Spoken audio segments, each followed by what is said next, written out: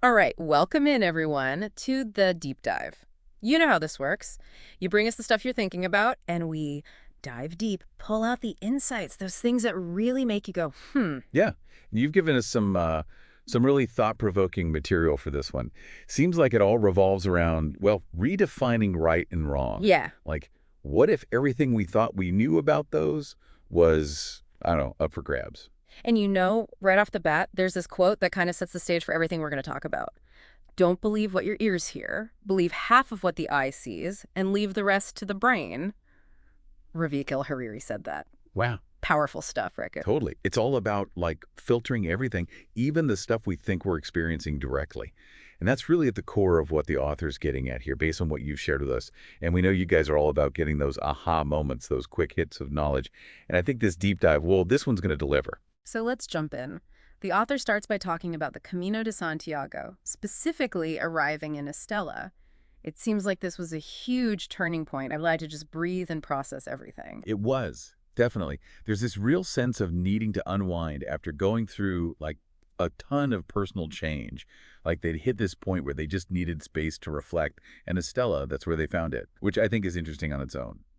Just the act of stopping, even if it feels forced, can be when the real insights come through.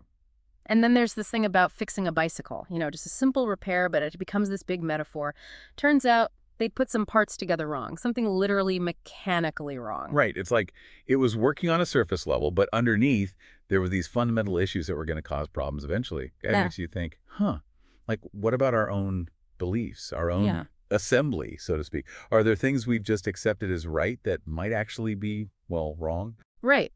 And then there's a whole thing about choosing public spaces versus private ones while on this journey. The author isn't just following what's expected, that whole being a social pilgrim thing. They're paying attention to what they actually need.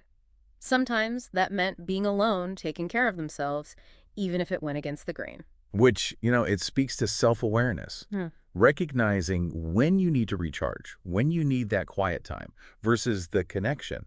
So how about you, listening right now? Think about it. How often are you making choices based on what you need versus what other people think you should be doing? And this ties right into how the author describes those times biking through nature. Like, it was a chance to connect with everything around them without distractions, which, that's pretty rare for most of us these days. Makes you wonder, when was the last time you really had a chance to just think without your phone, without the TV, just your own thoughts? That's the point, isn't it? All that external stuff, it can drown out our own genuine perceptions. Mm-hmm.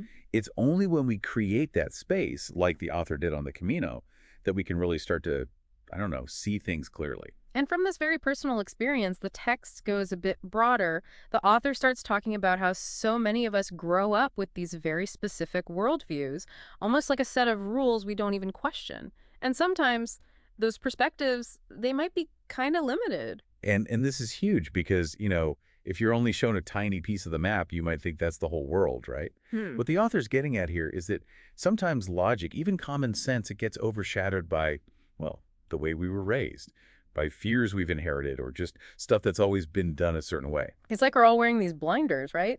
It's what leads to this idea of selective perception.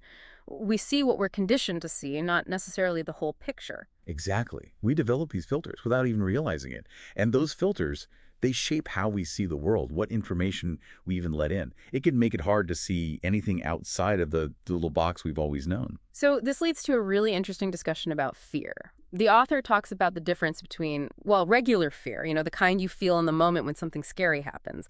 But then there's this other kind, a deeper kind, this ingrained feel. And this one's a doozy. Because of this ingrained fear, it becomes the norm. It's not just a passing thing. It's like it's baked into us. It's a habit, like brushing your teeth. But it's a habit that shapes how we think, how we act, almost like a hidden constitution we're all following without even realizing it. But the author's clear. This whole book isn't just about fear, like some self-help thing. It's about you. It's about your journey and how these ingrained fears, these things we don't even question, might be holding you back. It's a call to examine your foundation, so to speak. Where are your beliefs coming from? Are they serving you? Or are they, just kind of leftovers from your upbringing? And the author really makes you think about where those ideas of right and wrong came from in the first place. It's like most of the time it's just people telling us what to think, right? Especially early on, it's all about authority figures, parents, teachers, whoever. We're told this is right, this is wrong, and we take it in. But the author here, they're suggesting something more, something deeper. Which is where this idea of a universal law of right and wrong comes in, and this is where it gets really interesting. The author's saying it's bigger than any country, any constitution, even than what our parents taught us. It's about what we feel deep down.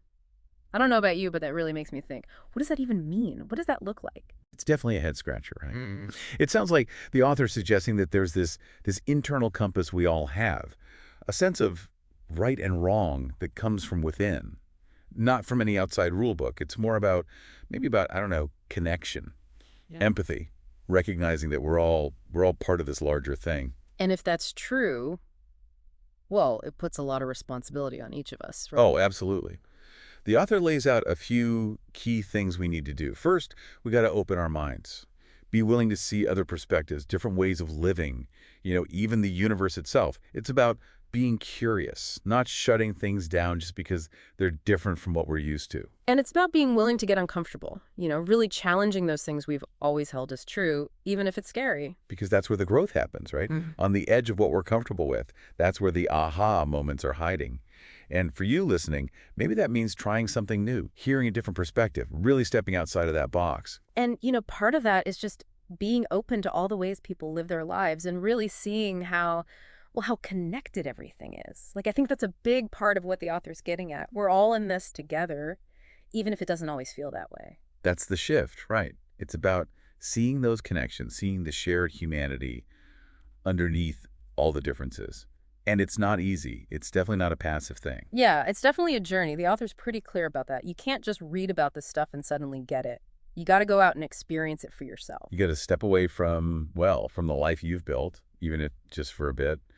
And you got to be willing to see things with fresh eyes, like a kid seeing something for the first time. No judgment, just curiosity. Which I think is a beautiful way to put it. And the author says it's about discovering two things at the same time.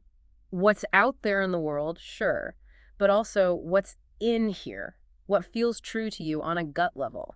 It's that internal exploration that leads to, I don't know, a real sense of self, of knowing who you are and what you believe in. So what's the takeaway? Well, the author's pretty clear about that too. Redefine yourself.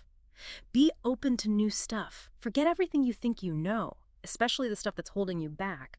And for goodness sake, see the world like you've never seen it before. It's about taking control of your own understanding of everything, not letting yourself be limited by what other people have told you. And here's how the author wraps it all up. And I think this is so powerful.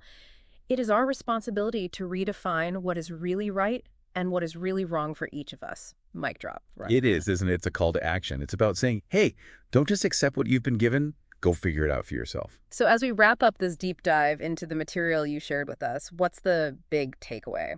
It's this. Personal experience matters. Questioning what you think you know, that matters too. And just like the author on their Camino, we all have these journeys to take. And maybe the most important part of those journeys is looking inside, really examining what we believe and where those beliefs came from. Are they truly ours? Or are they just echoes of what someone else told us? And as you're listening to this, I want you to think about one truth you've always believed, something you've never questioned. Now look at it again with fresh eyes, just like the author is suggesting. Does it still hold up? What if you looked at it from a totally different angle? Just something to think about. Because that's what this is all about, isn't it? Keep asking questions, keep exploring. That's how we grow. Well, thank you all for being here with us for this deep dive. It's been, pretty intense, but I hope you got something out of it. And thanks especially for sharing this material with us. It's always so fascinating to see what you guys are exploring out there. Yeah, we always love getting a peek into what you're thinking about. And who knows, maybe we'll dive into some of your other sources soon. Until next time, keep those minds open, folks. And keep jiving deep.